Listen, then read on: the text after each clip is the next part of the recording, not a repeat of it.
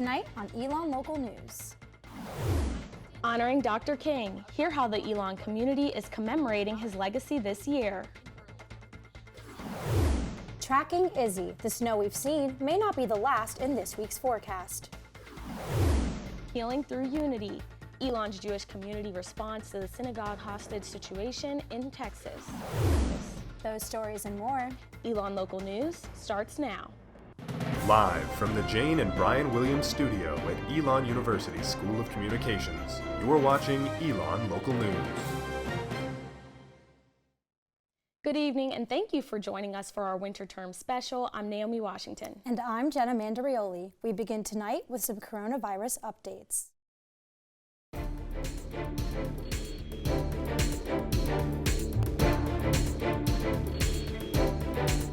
As of yesterday, Elon reported nearly 170 active COVID-19 cases. This includes 130 students and almost 40 faculty members.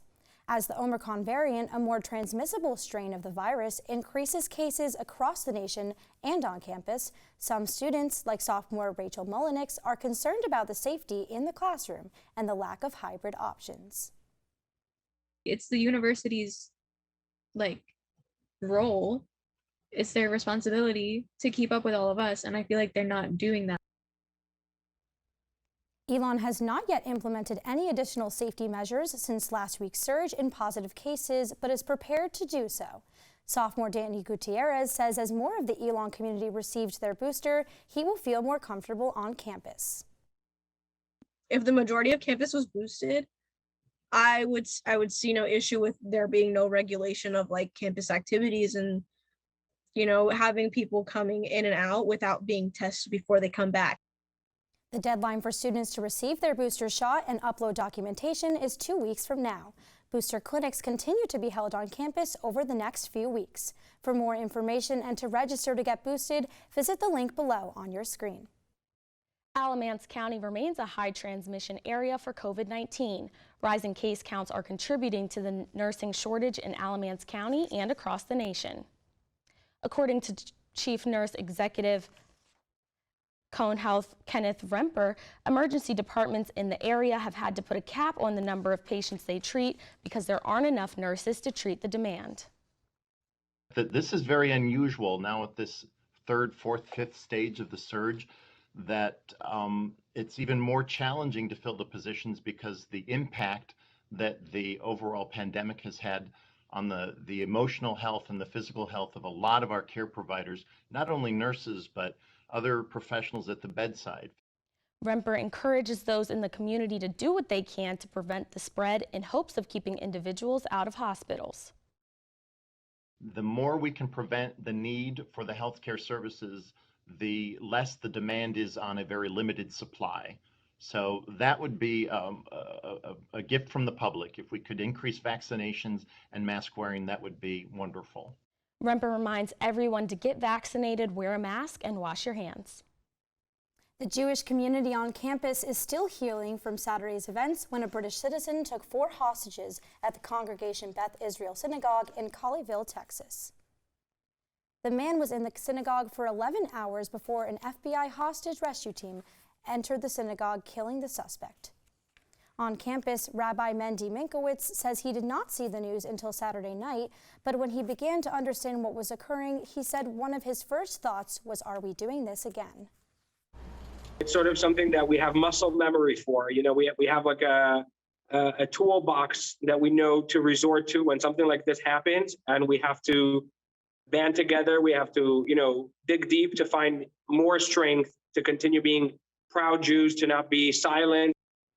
Minkowitz has 3 children at home, one of which he says asked him about what was happening. Along with conversations with his children, he has also been in contact with the Jewish community on campus. He says that healing is a very individual process, but it can be achieved by the power of community. We are comforted by building more, by expanding more. And it doesn't only mean physical buildings. It means doing more Jewish activities, bringing forth more Jewish pride, and like I said earlier, teaching others about tolerating one another and coming together. Minkowitz said that starting in the spring, the Chabad Center will be offering a course called Outsmarting Anti-Semitism. The course is not offered through Elon, but is open to all in effort to stop acts of anti-Semitism before it occurs. Coming up, we look at statewide fallout, what'll freeze over, and more as you head out the door for the rest of this week. Here's to the things that can keep us safe. Those we use all the time with hardly a thought. Those that are silently standing by to save our lives. And now, those that we carry with us everywhere we go. Many mobile devices will now bring you wireless emergency alerts, real-time information directly from local sources you know and trust. With the unique sound and vibration, you'll be in the know, wherever you are.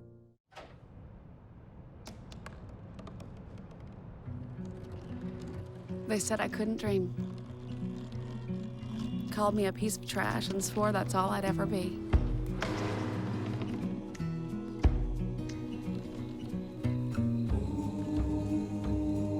Said a bottle couldn't see the ocean.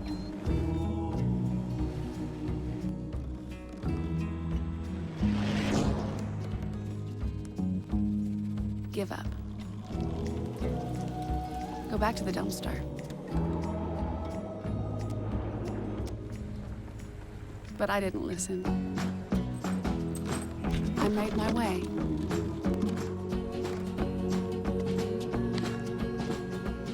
And now, I am what I've always wanted to be.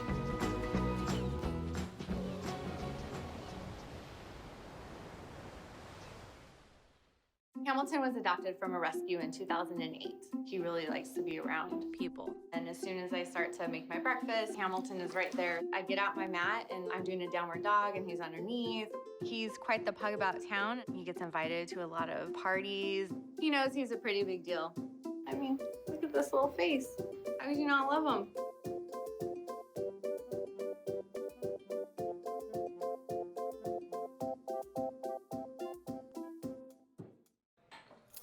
What do you think you're doing, Kevin? Was just gonna drive home. There are several warning signs present that you shouldn't be driving. Like hearing voices? Like your text-to-emoji ratio? Oh man, the selfies.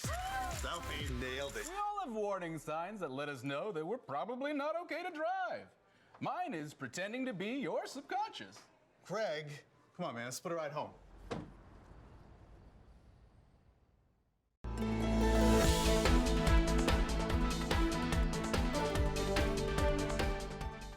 This year's Martin Luther King Jr. commemoration address was given last week by Hollywood actor B.D. Wong. Wong is an Asian American and openly gay man who spoke to the student body about his intersectionality of his two identities. Before his speech, he sat down with our Caitlin Rundle to talk about his growing sense of identity in the entertainment industry.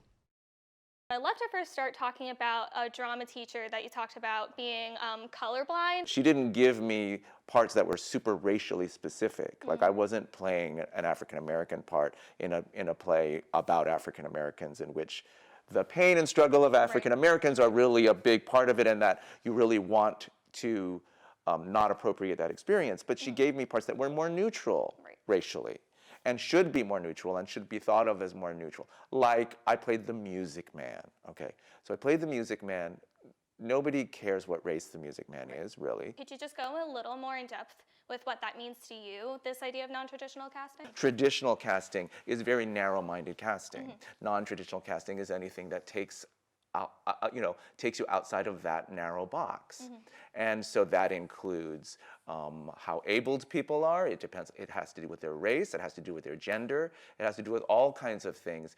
And then opening those opportunities for other people. Reassociation. If I say doctor, you think of something in your mind. You might.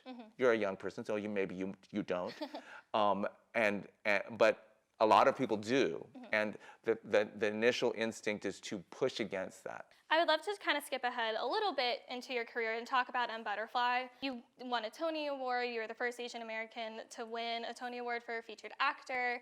Looking back on that now, What do you think about the importance of not only that role, but that award and what it's meant for the theatrical and entertainment community as a whole? While I always celebrate, and I really, really am very proud of my involvement with that play and with David and with the production and everything that that role brought to me, I'm also grown rather cynical about the long-lastingness of those kinds of events. Can you go into that a little more? What do you mean by that? I had a tendency to think that when something groundbreaking happened, something was fixed. So how important do you think that concept is of just being seen and being able to give opportunities to people who maybe have not had these breaks yet that you have been able to have? Yeah, you know, thank you for bringing this up, because this is the cycle of our inability to get out of our own bad habits that crosses way outside of the entertainment industry. There was a time in the world when you would say, well, why don't you have more Asian people in your show? And they would say, well, there really aren't any, or they're not good enough. Those two things are very dangerous ideas.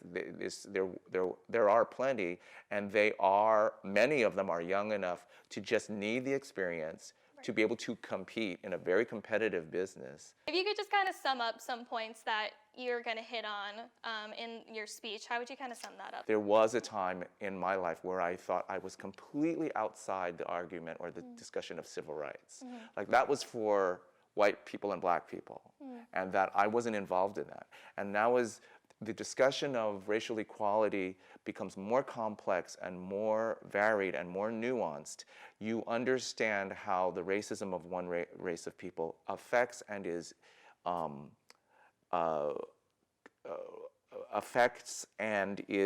a part of someone else's. I guess I'm prouder or more happier of the fact that I can participate in this discussion now, and that I bring to it my experience as a person in an industry which highlights racism in a very weird way. Like, you can have discussions about racism at large when you start with a conversation about racism in entertainment.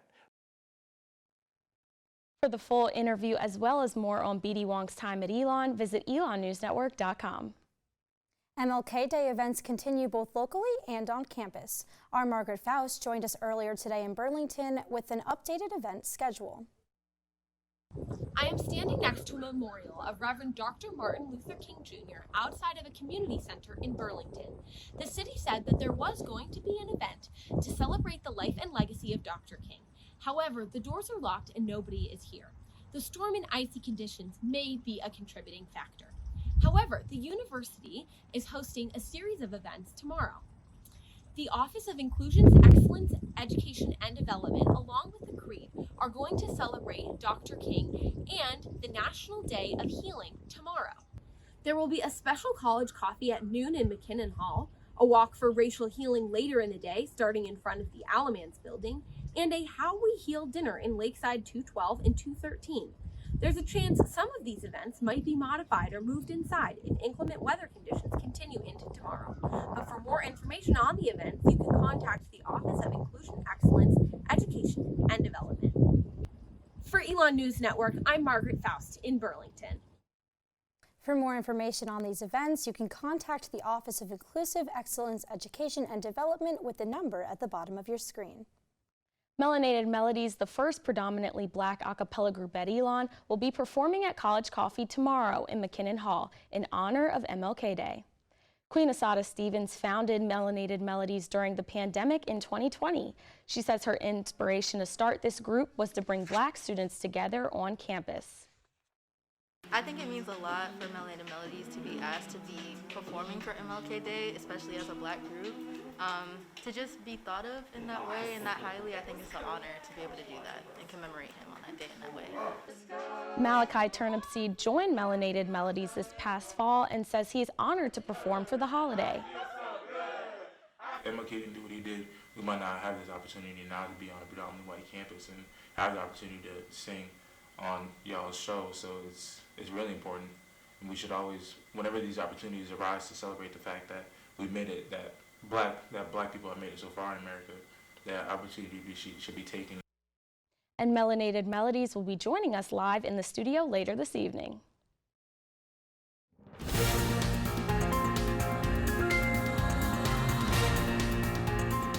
After seeing some of our footage of yesterday's winter storm, facilities management staff have been working throughout the day today to clear main sidewalks, roadways, and parking lots.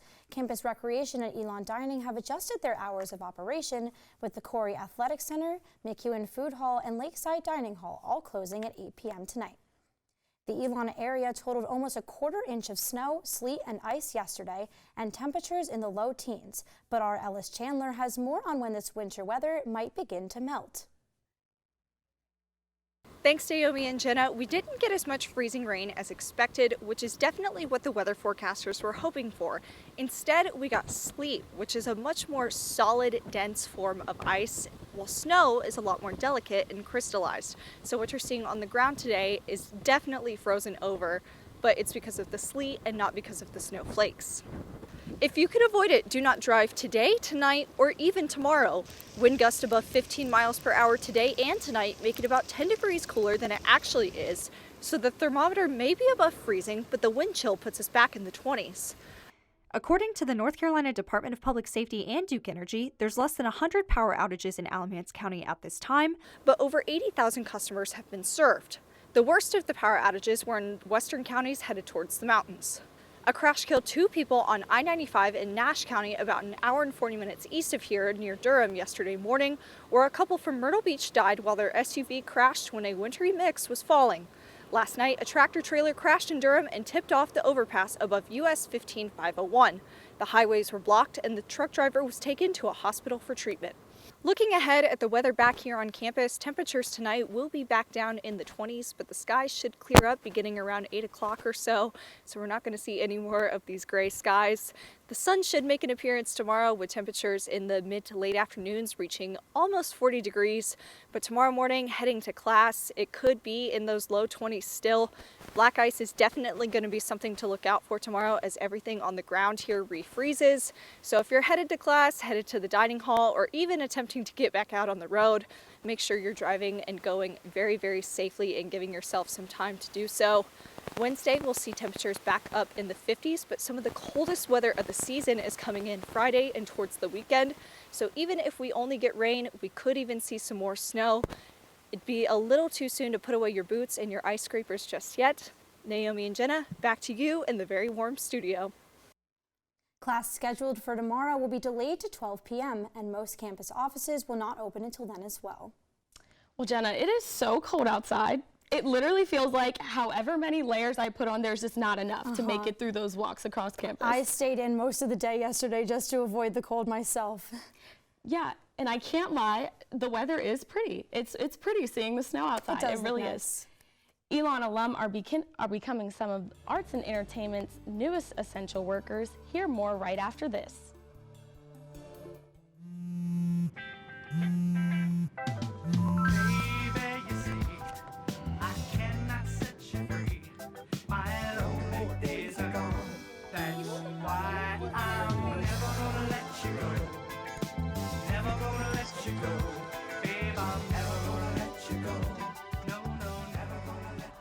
Here you go. Thank you. Thank you.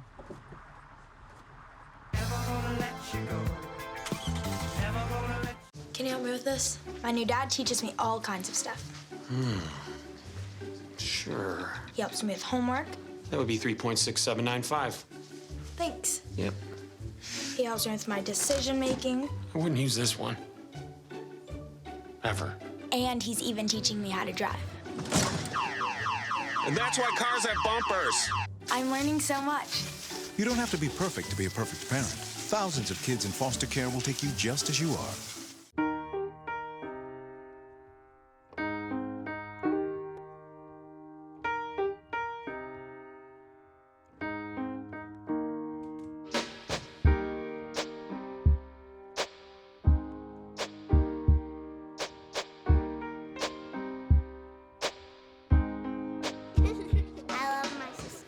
Heart doesn't see race.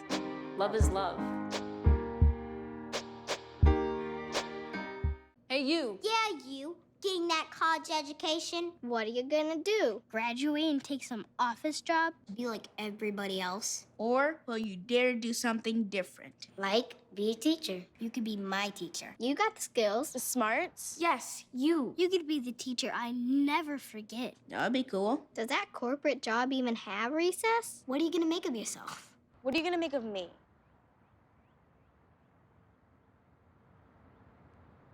Bye-bye. Hi. Hoping for a crisp breeze to help keep you alert. Oh, he took a sip of water too. That'll probably help. You were probably gonna turn down the radio too, so you could focus, right? Probably okay isn't okay. Right? If you see a warning sign, stop and call a cab, a car, or a friend. I think the water line is what really drove it home. I blew on him.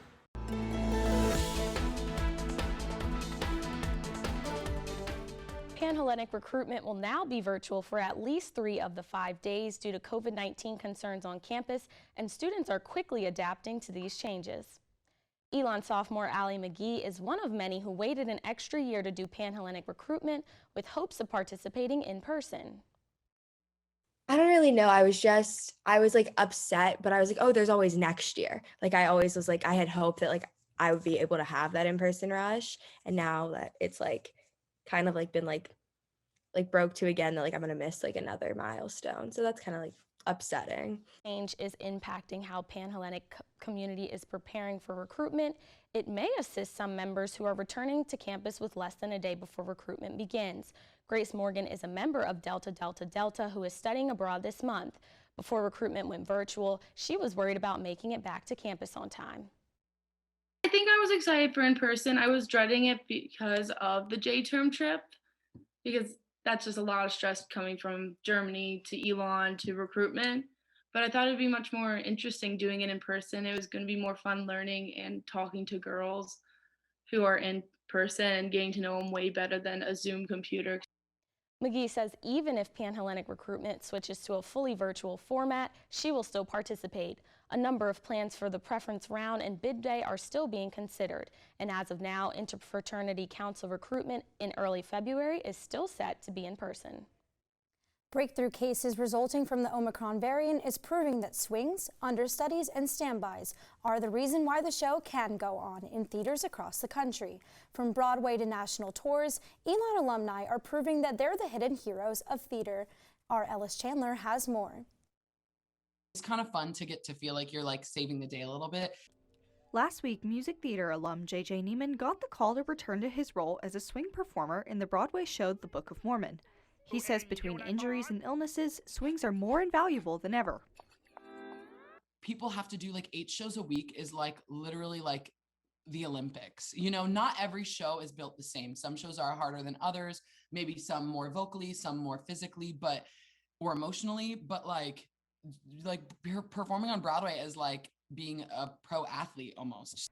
The conversation surrounding these performers comes after president of the Broadway League, Charlotte St. Martin, questioned the level of experience understudies and swings have when asked why some shows were seeing more cancellations than others. Music theater alum Hailey Ferrier is an understudy on the Dear Evan Hansen National Tour and says in her experience, the cast of national tours are just as talented as Broadway ones. But you're seeing people that, like, you don't even know what they'll do in 5 years. You don't know. They could be the lead on Broadway, and you'll be able to say, hey, I saw her when she was in this, and now she's doing this. It's just, like, you never know what those people are going to do. And I would just be thankful for having the opportunity to see them bring a different life to a role. Music theater alum Jacob Major says the Omicron variant is making theaters realize they should hire more swings. He was recently hired as a swing in a Florida production of Carousel, but the show closed midway due to COVID concerns. But even that, it's like if COVID had started to kind of cycle through the company, you have one guy and one girl out of the show, you could do the show, but if you have any more, like, how are you gonna? Major says moving forward, more of an emphasis on hiring and training more swings could be a possible solution. Ellis Chandler, Elon Local News. To read more about each of the Elon alumni's experiences, visit our website, elonnewsnetwork.com. After the break, the Melanated Melodies will be joining us in the studio to honor Dr. King. So there you are, Shuffling through a stack of resumes and you come to mine. This is it. First impression. My way in. But can my resume show you how I truly stand out? Like that I was studying, going to night school while working 2 jobs just to help my parents pay for groceries. Or being the first one to always step up. No, that's something you just can't put on paper.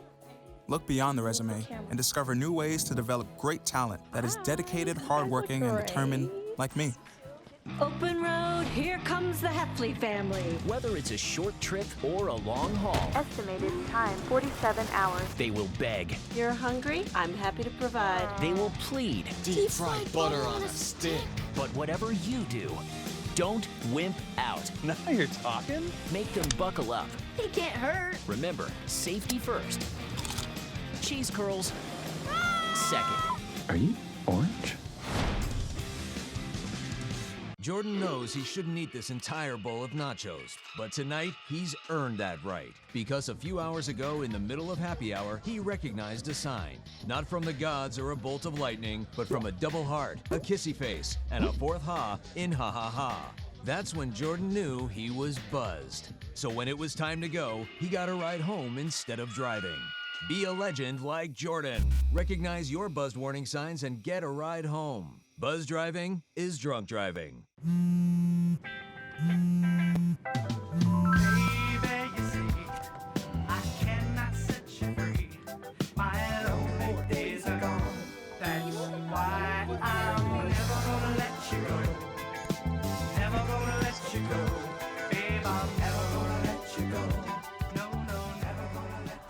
Here you go. Thank you. Thank you.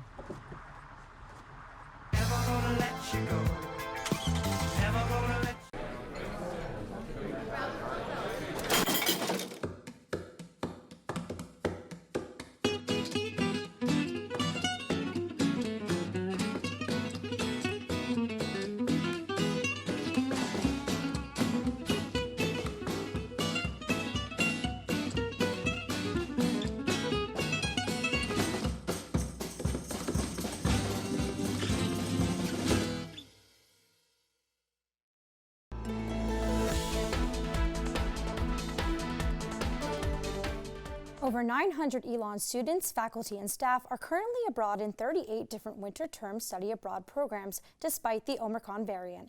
I spoke to Elon students about their experiences navigating COVID-19 while away from campus. Elon sophomore Gabe Germain tested positive for COVID-19 last week, less than halfway through his program in Costa Rica. There, the quarantine guidelines remain at 10 days in isolation. Germain is now quarantining in his host family's home while the rest of his classmates continue on with the program's schedule. So I get meals from my host mom, 3 meals a day. And my teacher bought me this guitar, which was so cool of her. That was so nice of her. And I watch a lot of movies. And I can't leave my room at all. Germain's program professor was able to figure out an online alternative for him to complete coursework while in isolation so he can still receive course credit. He says he is lucky that he will be able to return to his group in time for departure back to Elon. I'm glad that I'm not staying extra.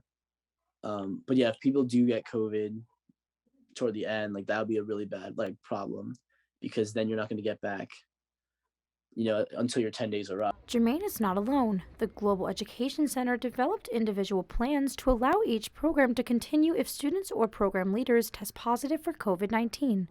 Elon News Network has confirmed positive cases in other countries, including London and Ireland. Elon Jr. Erin Ponte is studying abroad in Peru. Due to the outdoor nature of her program, she feels less at risk of contracting COVID-19, but is still wary of the possibility.